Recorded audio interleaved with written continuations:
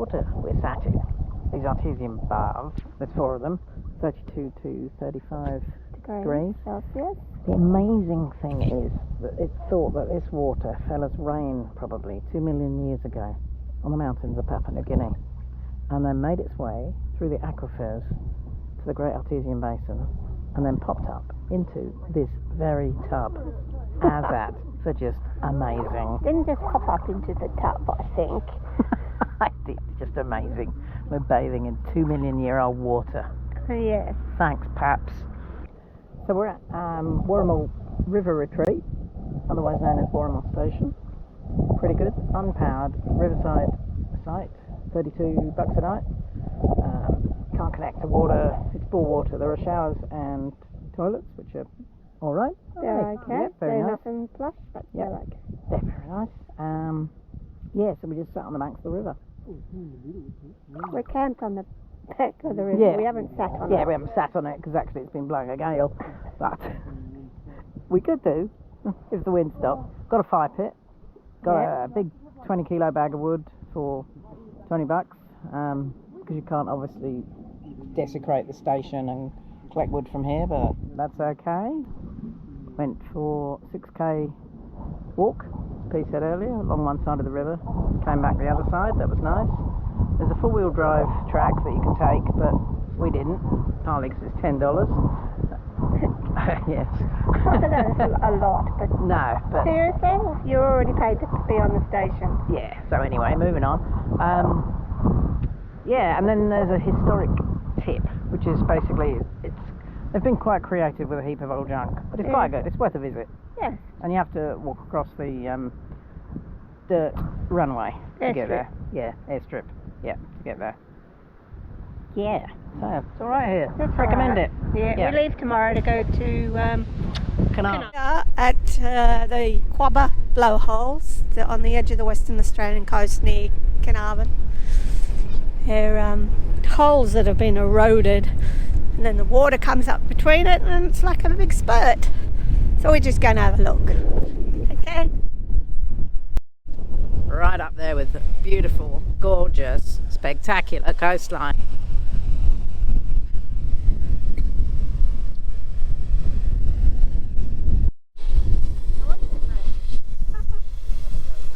There's some little ones down there, but this is basically like Kiama on steroids.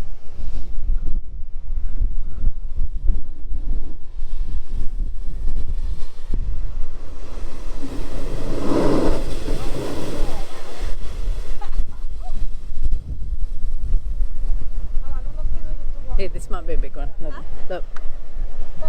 This wave.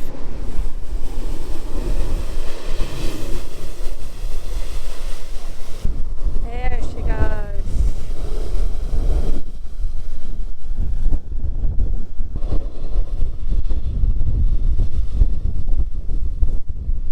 The sound of it is gorgeous. You film it? Yes. Oh, Whale Bridge! Oh, 12 o'clock. Yeah, see the alphabet. This is a little pool, lagoon really, that's known as the aquarium. So it's 18 degrees and blowing a gale. So will you be snorkeling today? That's a no from Patricia. I'm lacking a super thermal wetsuit, so I probably won't be. But it looks quite beautiful. I'll just walk up here a bit. You've still got the waves crashing in the background. There is one person snorkeling out there. Committed, that's what I say. 2 people. It is very shallow apparently, and there are issues with people treading on the coral. It's best to do it at high tide apparently, because it is so shallow and the coral is quite broken close to the beach, so I've heard. But quite beautiful. Oh, look at that. So just heading down, and it is just gorgeous. There's some quite nice little beach shelters and things, and then there it is, the aquarium. So Patricia, given this beautiful turquoise water in this aquarium, will you be swimming this morning? I don't think so. And why is that? Well, it's 20 degrees. Yeah. But Is that Fahrenheit, do you think? Yeah. Unless it's at least 30, I don't swim. No. As you can see by the fleece I've always Yes. It's always cold. Yes. Patricia's dressed appropriately for this icy Antarctic. Actually, it might be Arctic because we're in the northwest, but it's bloody cold. So there we are.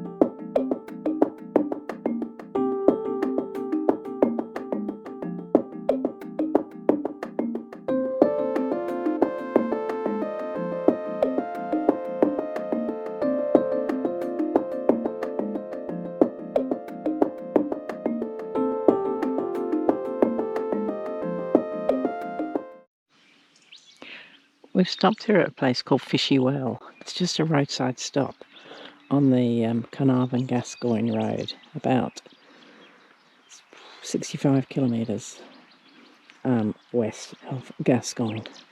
I just want to look at this. Oh.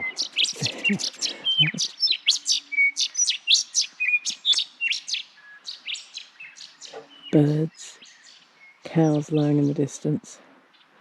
It's a foggy start. And that's obviously the sunrise, but there's just a carpet of the most beautiful flowers, purple, white, cream, pink.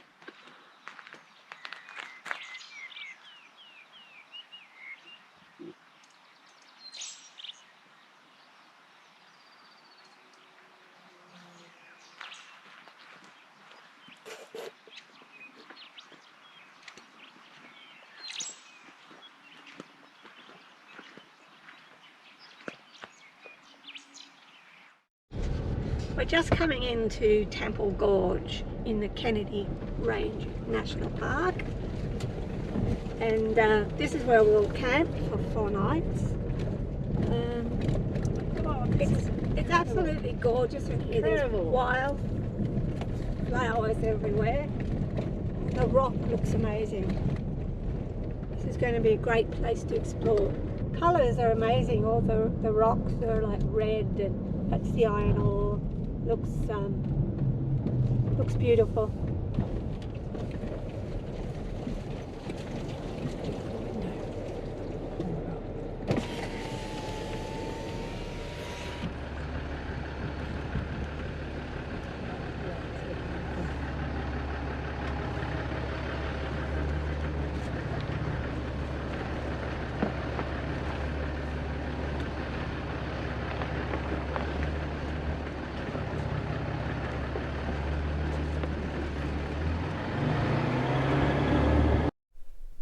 We've just set up a Temple Gorge campground in Cape Kennedy Ranges National Park. Look at this. We're just surrounded by just colour everywhere. And behind the flowers are the rocks, rising above in a striated form. There's plenty of room. It's $22 a night for 2 people. Usual kind of campground thing. A lot of the spaces are quite small, but we've got the 18-foot 6-span in all right here.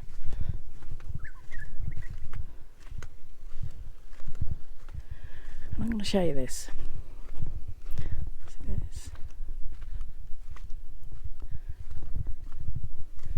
These are purple flowers on steroids. Look at that, look at that, look at that, look at that.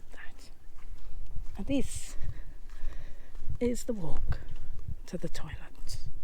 Talk about almost yellow brick road. The yellow flower road. We're on the yellow flower road. We're on the yellow flower road. And I can't remember the rest of it. But look at that. Look at that. Did you ever see a prettier spot for an amenities block?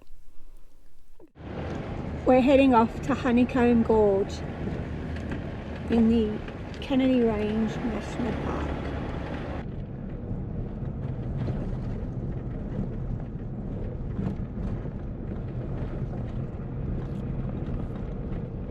God, it's just stunning, isn't it?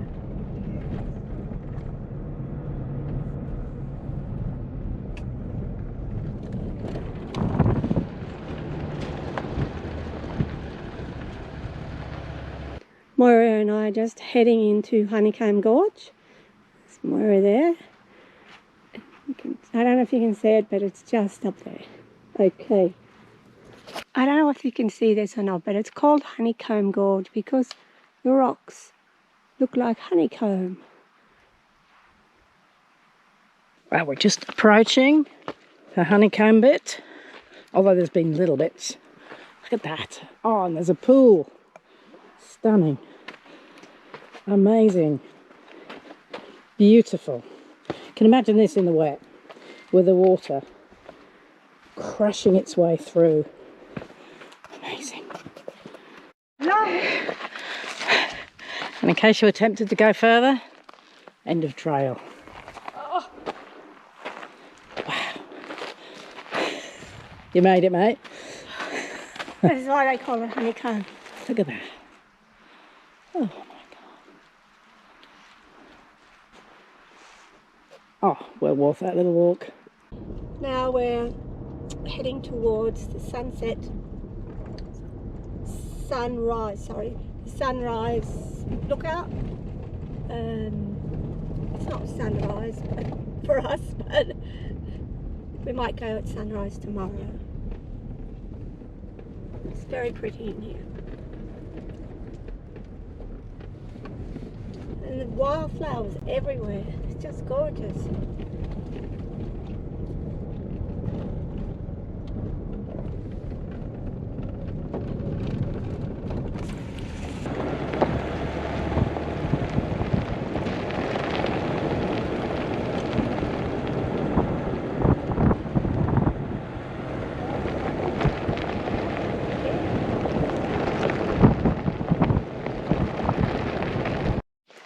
Here you go, Moira, heading up the sunrise view track.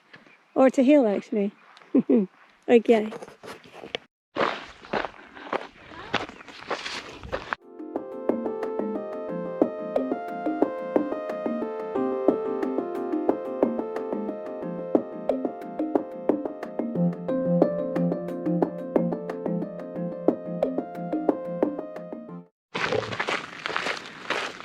So we're setting off on the walk into Temple Gorge.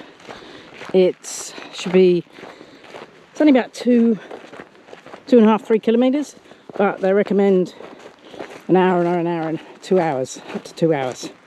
So we'll see. It's supposed to be rocky, bit of clambering. We've got our sticks. Feeling fit, P? No. No. No. And it's 3 hours. Not 1.5. Yeah. So my thinking is, what's the worst that can happen? I got the snake bite kit. Oops. And the there's a little bit of stiff if we wrapping, if we break a limb, but I'm sure it is fine. And there is this sign here. Are you ready for the hike? Hiker deaths. What does it say? Hikers have died in this park. So handy to know who's gone before us. But I think, in all honesty, I know we're not the fittest people in the world, but I think it'll be all right. It's always good to know. And here we are. It does say actually allow 40 minutes to 2 hours, so that's quite broad. It's 40 minutes. So here, gonna go there, and then we'll see about that. And then we'll come back here and have a beer. All right, fit. Alright, here we go. It's a very pretty start. I tell you, these wildflowers are just stunning. Absolutely gorgeous. Go this side because then I'm not in the shadow. But these are everywhere.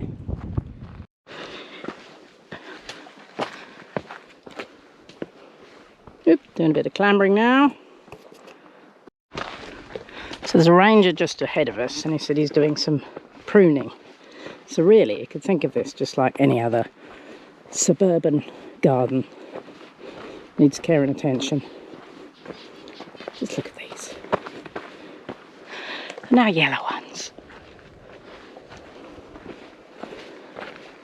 Ah, if colour could be a cacophony, this would be it.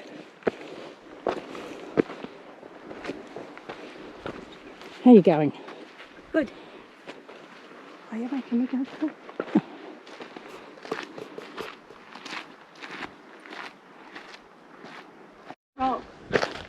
Oh, it's the yellow though.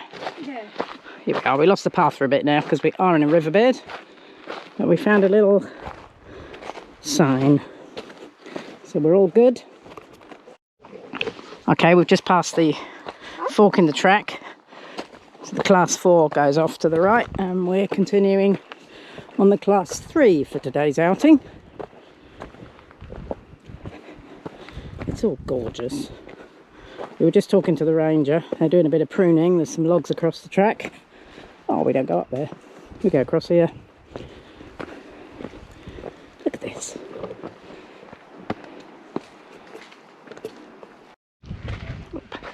Here is Temple Gorge. Look at that. Mala iridescent rocks. Just stunning. Hey, we're coming in through the windy bit of the gorge now. There's been a couple of rocks to clamber up. We found out our quads aren't what they should be. But hey ho, the bit of effort and teamwork. Here we are, and look at this. Just look at that. I'll get out of the shadow. Just, oh my.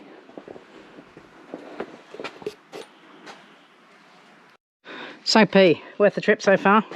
So far, I'm a bit buggered. But yeah, me too. My legs aren't long enough for walking on rocks. No, these rock steps are designed for people with long legs for sure. But oh my, this is absolutely gorgeous. I feel like I've said that a million times on this trip. And even more in this national park. Look at this. Look at that.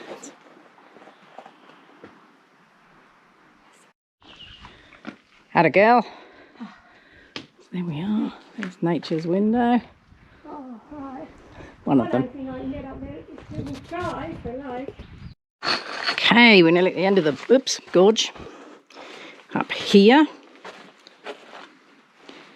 How you going? Getting there.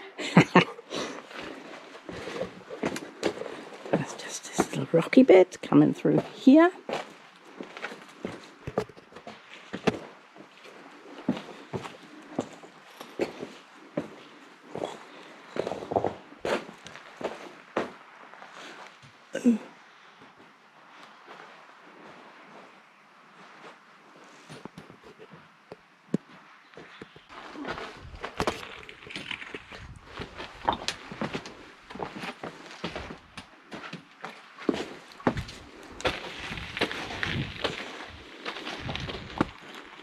Boldly going where no overweight 60-year-old women have been before.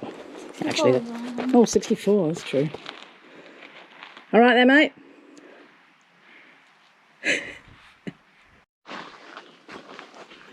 Okay, heading back now through this beautiful, beautiful wonderland. A little bit of exertion, a bit of climbing. Legs are a bit short, quads are a bit weak, but well worth it.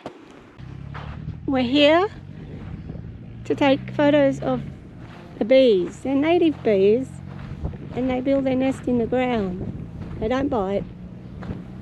They're very quick. You can't actually get, I'm in the middle of all of them now. And that's their little beehives there on the ground. And the thing is they don't bite. And we've got Here we've got this beautiful lake. It's got grass growing all over it. And it's part of the Kennedy Ranges there. Beautiful. And there's Moira. I'm going to capture the bees, but they're very fast.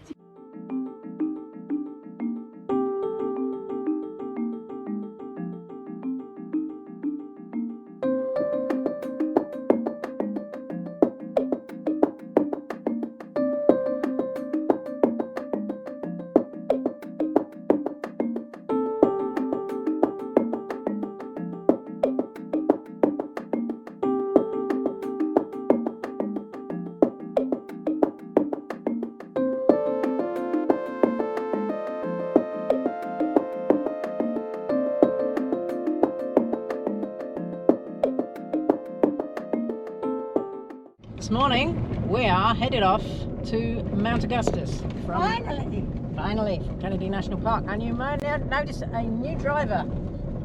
Not a new driver to the car, of course, but the van. This is Patricia's first drive carrying the van. Yes. On the dirt. On the dirt. Mm. Awesome. So keep looking at the road, babe. I will. So it looks quite good.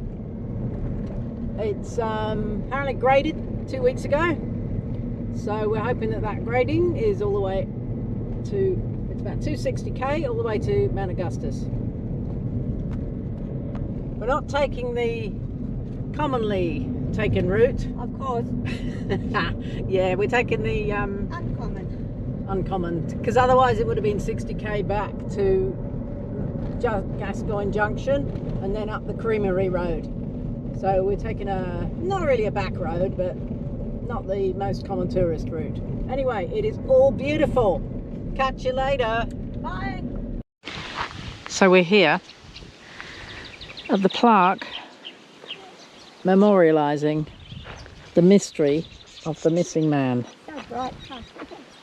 If we stand quietly and listen to the breeze whispering through the trees, listen to the sound of the birds in the sky, and listen carefully for the whisper of the lost soul.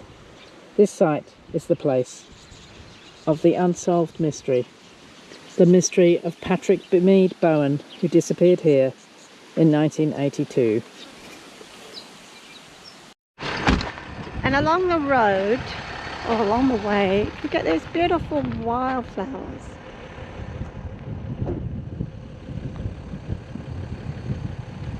And they're scattered amongst the bush. This only occurs if they've had rain, and this winter all of Australia's had more rain than you would expect, especially Western Australia. The people, Western Australians, have all been saying that this year is spectacular. I mean, normally they look amazing, but this year it's just such an abundance because of the rains, and we're so lucky to be here not only this time of year but this year.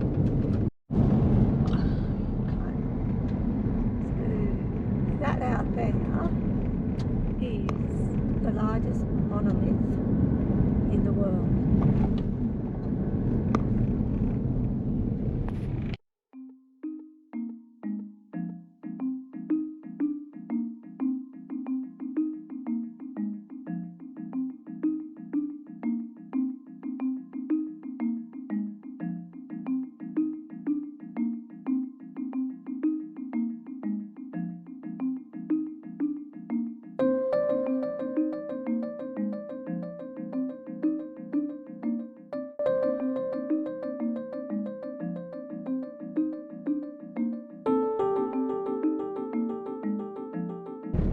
Oh, that's the boy's head.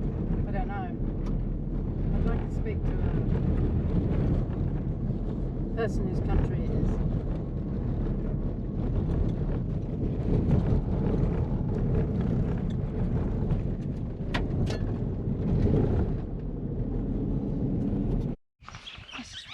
Mount Augustus and its surrounds are rich in Aboriginal Dreamtime tales.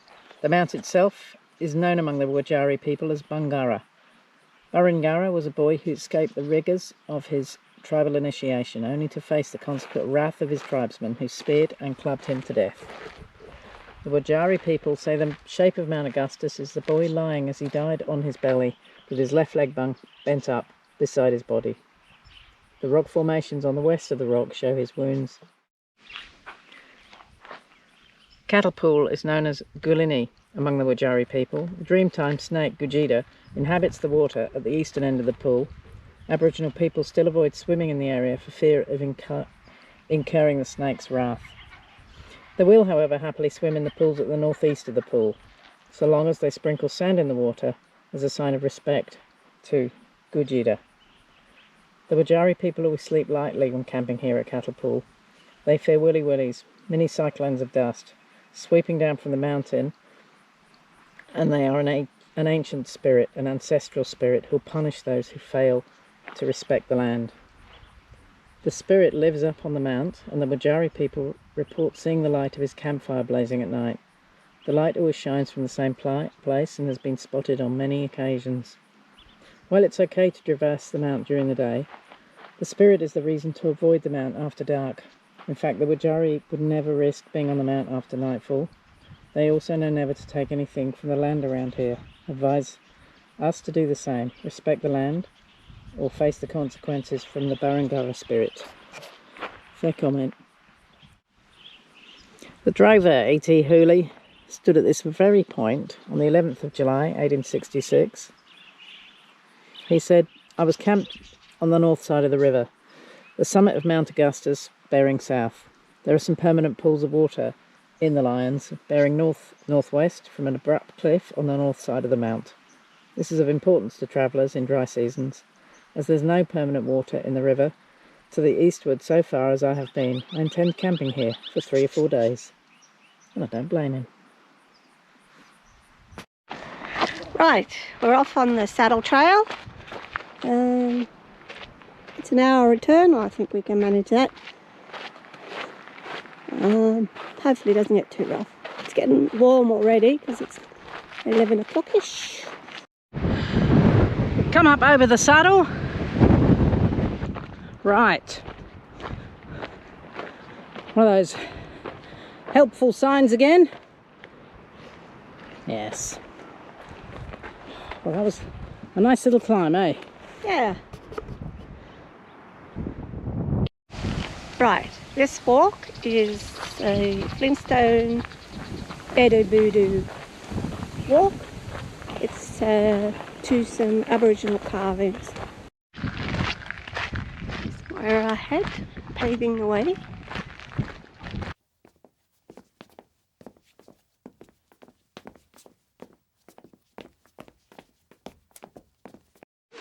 This rock, it's all kind of soft, like I don't know what geologically it is, but it's not lava, but it looks like it's flowed. Amazing. We're heading on that way. So, we're literally climbing up the rock face now of the biggest rock in the world.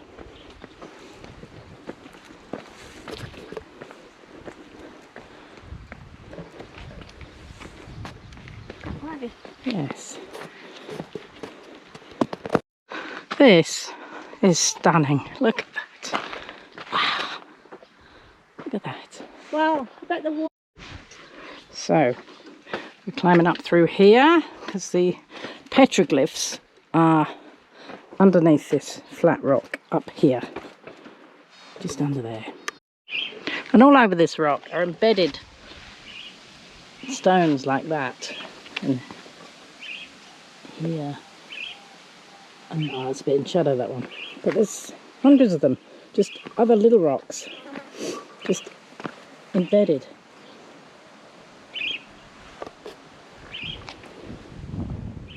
Right there, ready for head back? So Mundi is a Wurundjeri site of significance. The local Wurundjeri Aboriginal people have engraved this rock wall.